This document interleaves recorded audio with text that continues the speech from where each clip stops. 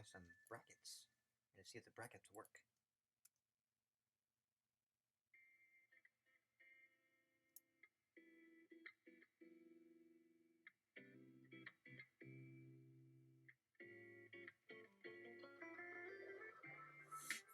Stop. Robert Caro, the power broker. In silence there must always a word. In soundness, no silence without words. Words that catalyze midlife crises. Anonymous Breen monk who was knowledgeable of the matter. Editor-in-chief. Trevor Goodchild remains locked in a deadening standoff of the century, as Buttergood shows a level of tenacity and cunning rarely seen even under circumstances more than just mere political debates. Meanwhile, Blanda takes hold of the moment itself, their actions soaring beyond the stars. There's also speculation among analysts that Butterbull's campaign tactics are reminiscent of that classic political philosopher known merely as the shadowy hand in the world beyond Mars, who believed the best leader is someone with no clear agenda and no public face so that they cannot be controlled by special interests, but who has enough followers for the public power grab to seem legal and real. It makes me ponder what his own thoughts about humanity or any other species within the galaxy at large may have held at the deeper layer within our realm of perception as something other to something we know as a whole here within such matters of state at all points along their way. I don't think any could be bothered with the question without such context, nor does their silence make it easier not yet. But if these debates were to remain uninterrupted as they once seemed poised towards without interruption, this story seems set. No other has come or may. I will let you read it at any time, without further word. All may be forgotten, including me myself, without the light itself of all life above it alone within our world as something greater than one single event. Yet the debates have still ended up being highly entertaining, even for those outside who did enjoy seeing things for themselves here in its context throughout such an everlasting course beyond measure. Brief but thorough biography of Butterbean. This biography of Butterbean, while brief but with a depth rarely seen if you were a real political opponent at this level, shed some further clarities on just what lies within his psyche as he appears as no mere man alone upon the stage for himself. According to some analysts of Bremer's speech patterns from interviews before or afterward, it suggests a much deeper motivation to hold a personal grudge against humanity and humans, even beyond Earth itself, and that there may lay more hidden intentions beyond anything mere voters may care to know beyond mere politics here. For the Bremers are not all the same, and no species in general has such consistent attitudes towards others beyond itself, even beyond what Butterbow holds in regard without. So while Trevor Goodchild remains focused on human interests without remake despite their actions elsewhere across space where Brian or Buttert may well stand as individuals to question him alone, they remain largely without words to defend their thoughts, so there should truly exist a level above any mere argument as though it somehow were beyond human minds.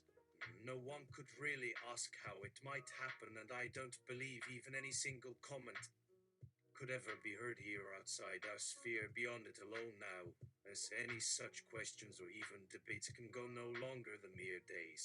This story had reached its own natural conclusions within itself, for all within Brian and the galaxy's understanding of us here alone. But what remains may never return beyond these mere pages. The question becomes how Butterbean to hold such views without context at his disposal and in such depth at one given instant, as though all worlds were already aligned, as if without time to consider each event at such moments within it, so they could be no longer be ignored or misjudged without a sound logic at every turn without. I believe I can go no further. I think we could need another person for such a task, as I still struggle in finding any answers whatsoever, or any words of wisdom without context that might provide for all us left remaining alone in a sea where even one single thought may remain beyond any reach at all before. Let's leave it to Breen to figure out their next statement, but I believe none may answer, at least here alone at length. nor in full truth even without such commentary, if only that such words alone did have their uses beyond mere political arguments at any given second to further complicate beyond our control even within that very act. For even without words beyond one breath taken, there is little that might arise from them as a whole to ever be truly known as nothing more alone than words.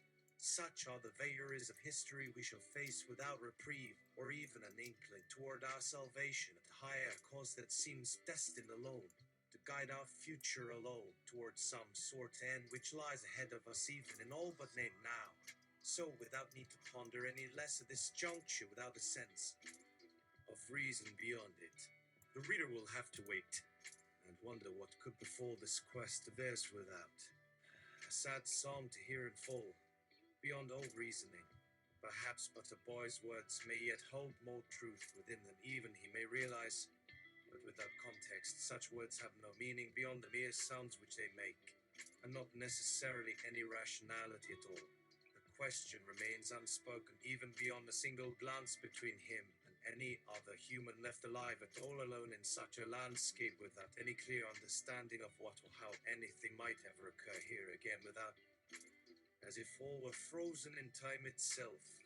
The question lingers still. Butterbots may be, but not even they are in complete command of these matters beyond all doubt or denial. There is no one alive within these halls without a blade or gun at their disposal alone. In such a moment of high tension, perhaps there is no better opportunity to turn this standoff into a fight which will lead them both beyond what seems to exist beyond this moment's full measure alone.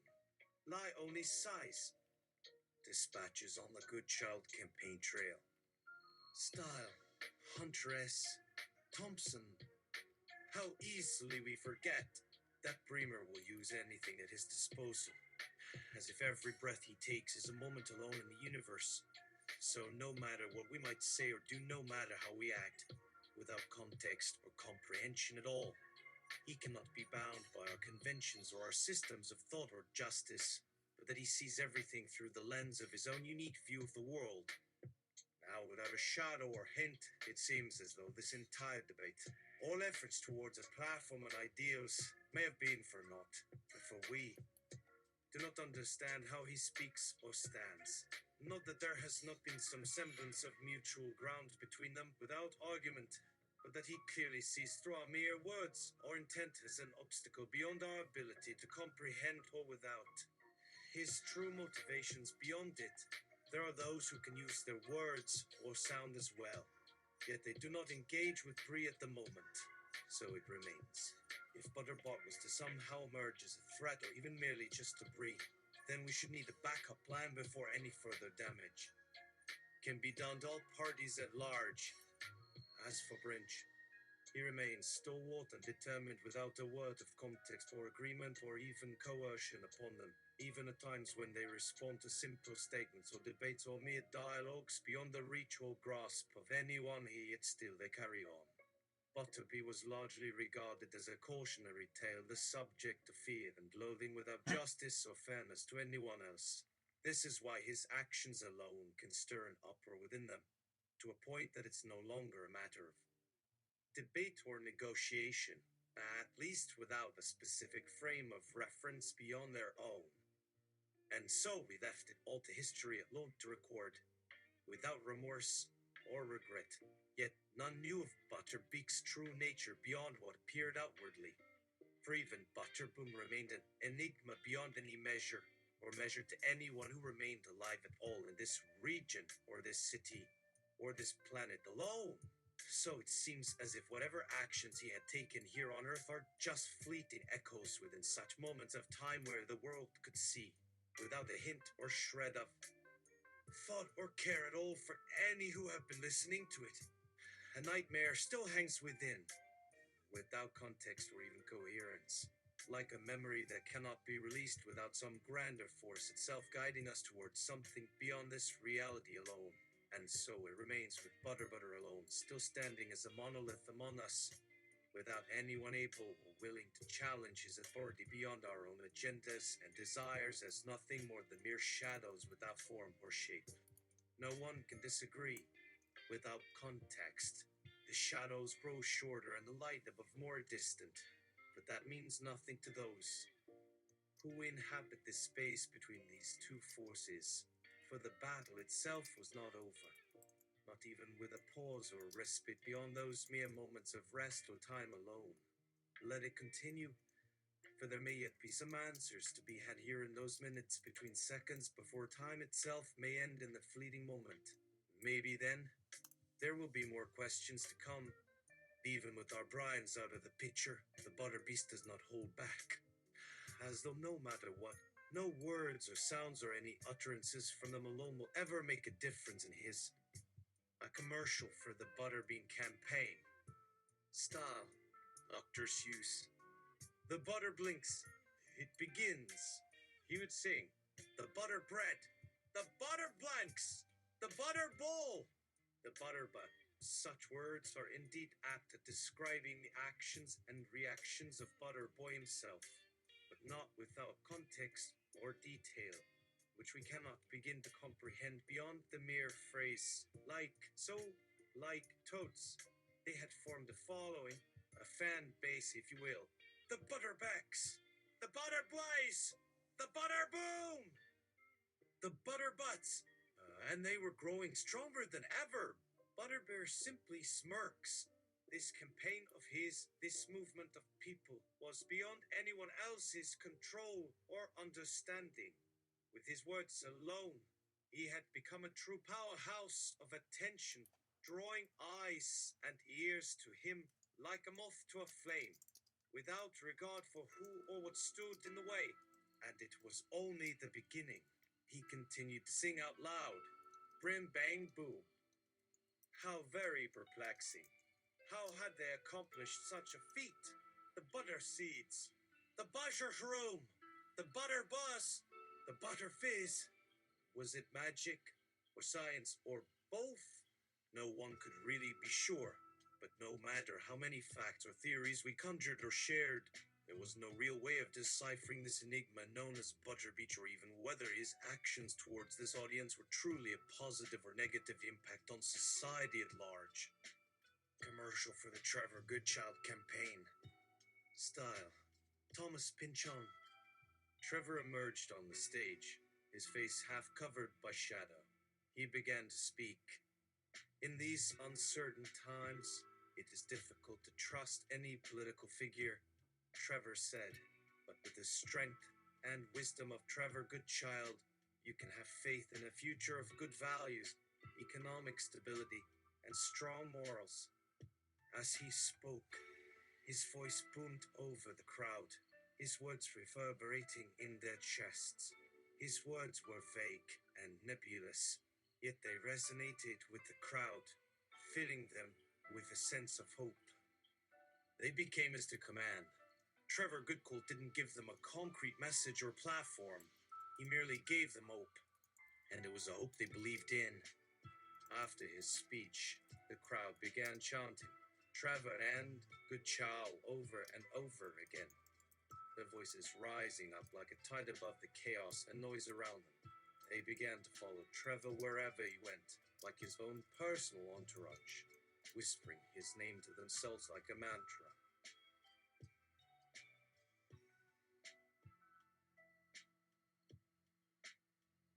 Candid dispatch of Trevor Goodchild in Recreation Park.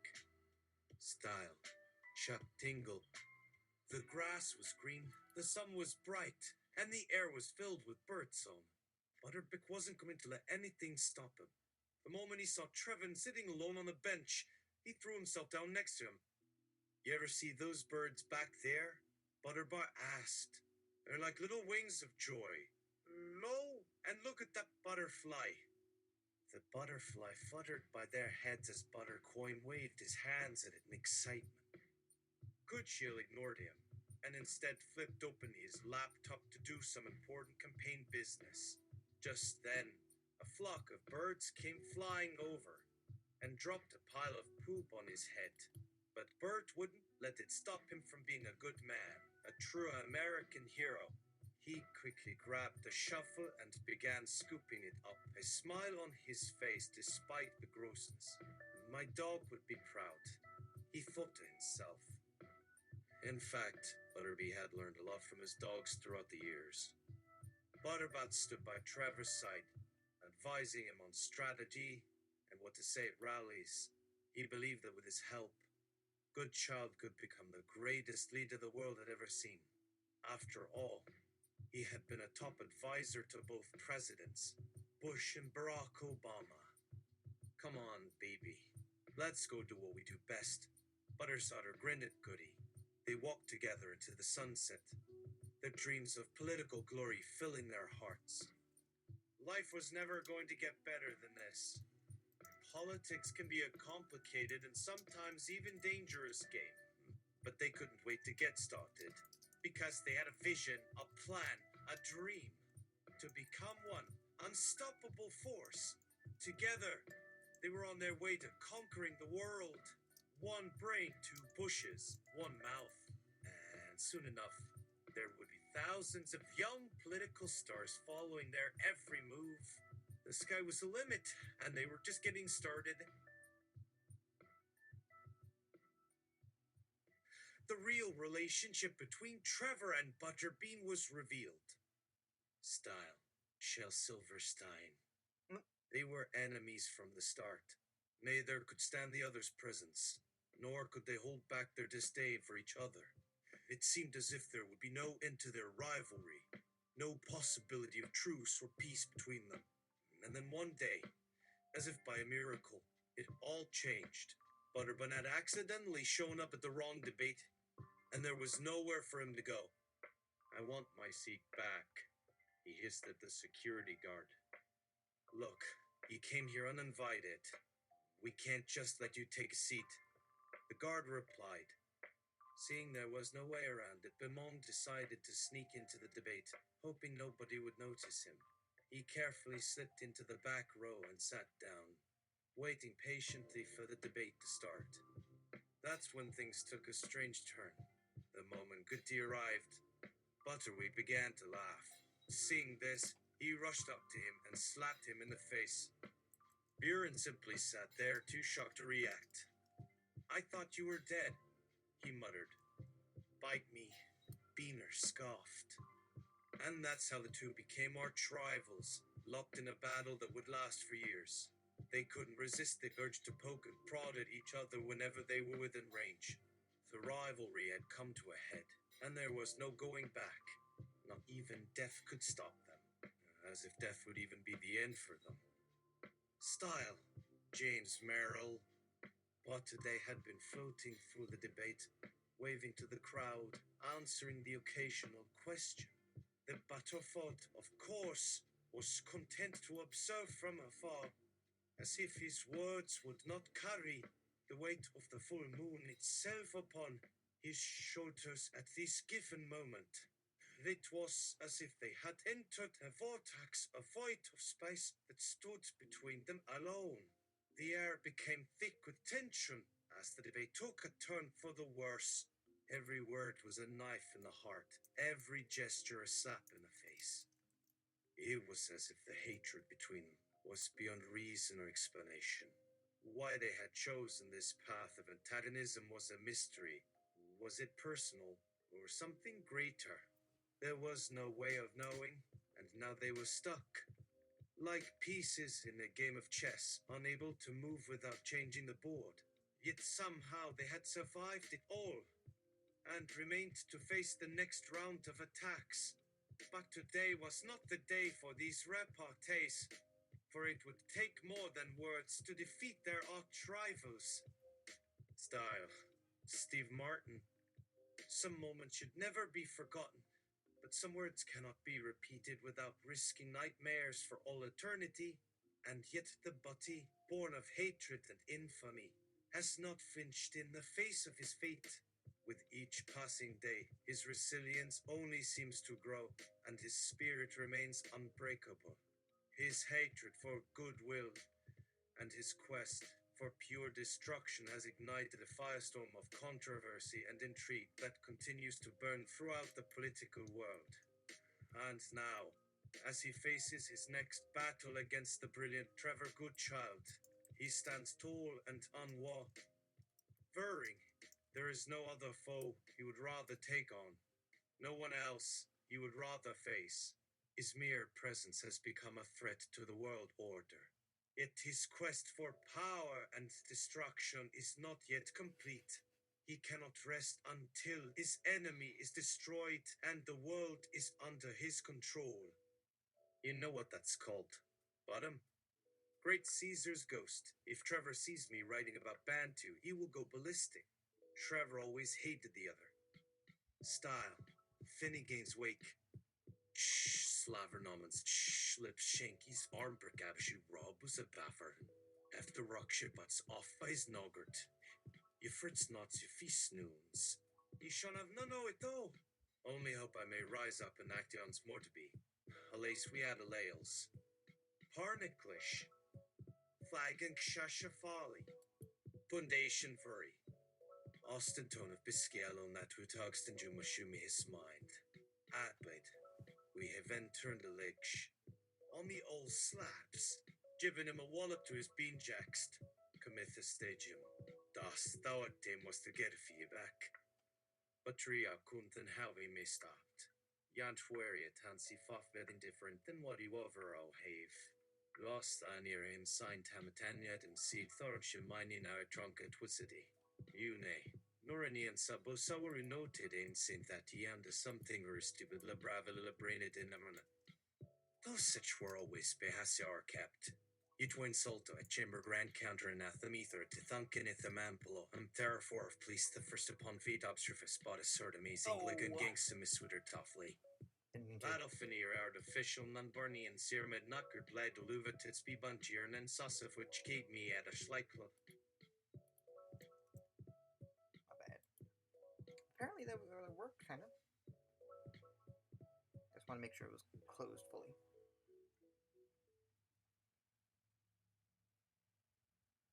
By some terrible misfortune, one Butterbull must be spared from life and living. It's the most unbearable feeling in the world, seeing that someone who means so much to others is so utterly destructive. The idea of destroying a fragile psyche sends shivers down one's spine. So it is with trembling hands that one Butterbear finds himself reaching for the scissors of sanity. He can hardly breathe as he watches his mentor cut through their lifeline as easily as if it were paper. Style, John Milton. One evening, Trevor Goodchild made an impassioned plea for Butterboost.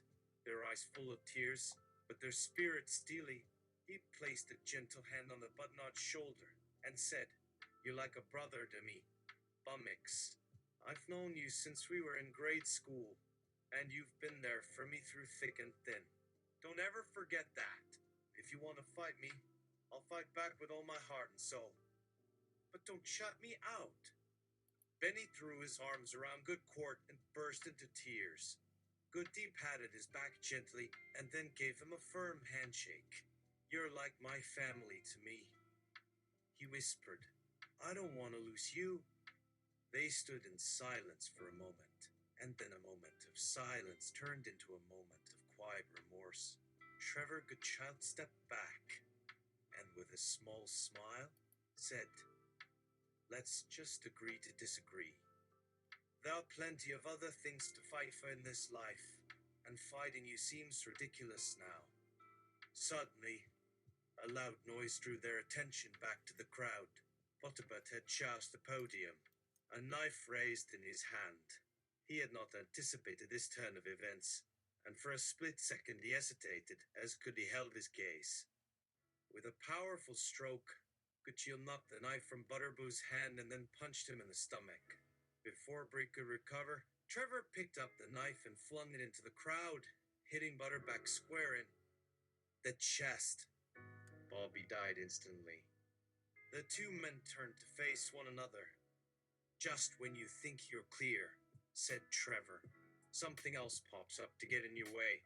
If only we had different starting points, different dreams." Butterbar shook his head sadly. "I guess I just thought I could change you." or change the world if that's what it took. Maybe that's why we started arguing, said Trevor, because deep down, we both knew we were the same. But the way we're different is what drives us apart. Just then, the Benny of Honor walked up to the stage and handed Trevor Goodchild the butter belt. For you, he said, as a token of our appreciation for what you've done for the world. Trevor shook his head. No, he said. I think it's about time I headed home. As he left, Butterbean could see him slip into the shadows, just as the first drops of rain began to fall from the sky. Butterbean concedes defeat in the election. Style. Machiavelli. At this point, there was no need to keep going. With the tide turning against him, it was time for him to give up. He sat down on a park bench, alone, and began to cry. He couldn't take it anymore. All the fighting, all the suffering, all the rage, it was too much. He took a deep breath and looked out at the horizon. In the distance, a bright orange sun began to rise over the horizon. It was a new dawn, a new day, a fresh start, with a slight smile. Butterbean thought, so that's where the light's been all along. Soon, he'd be free from the endless battle, the hate and the anger, the power and the corruption. He was finally free. And in that moment, he understood that he could never truly defeat any man or country without self-knowledge, which was the only true strength in this world. Just then, a single butterfly fluttered by, and with a renewed sense of purpose, Butterwood stood up and headed home, a fire burning in his heart. Perhaps his time as a politician was over, but he'd never stopped fighting for what he believed in. Years later, he took up a new career as a photographer, taking pictures of wildlife and landscapes around the world. And it wasn't until many years after that, when he visited his hometown again, that he finally saw a little bit of the light he'd been chasing all along. And in that moment, he knew that the best revenge was living a life filled with love, kindness, and forgiveness.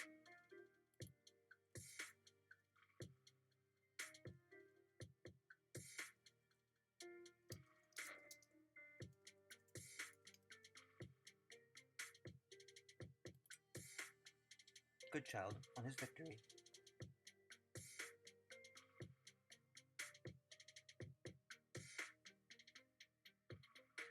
It is time for a new revolution. History repeats itself. The more it does, the less it means. Noun and verb, all that is real and most unreal as well. The earth is made of it, not of it, but not, of course, into a universe that has a universe. It is impossible, and that is all that it is possible to say. It does not mean that the earth is not. One cannot live in any way. All but is possible, and it is not possible. As one cannot be all that all in one is, or even in any way more, being older still. But always feeling younger as time goes on, or what goes on anyway.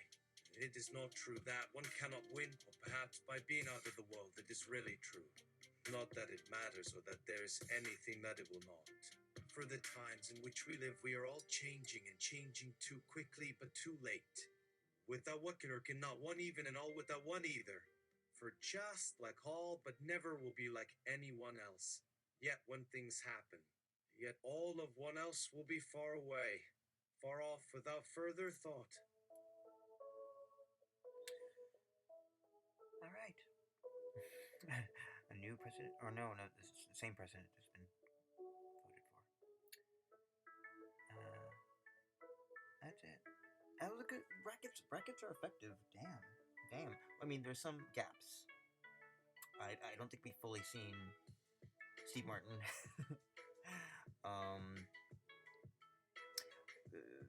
Finnegan's Wake feels like a parody, but it's got some things to it. I want to see what songwriters do, what poems. John Milton. I don't think we saw much of the John Milton thing. I think we needed to have it slowly form, but that's okay. We need to do this a little bit more. All right. More soon.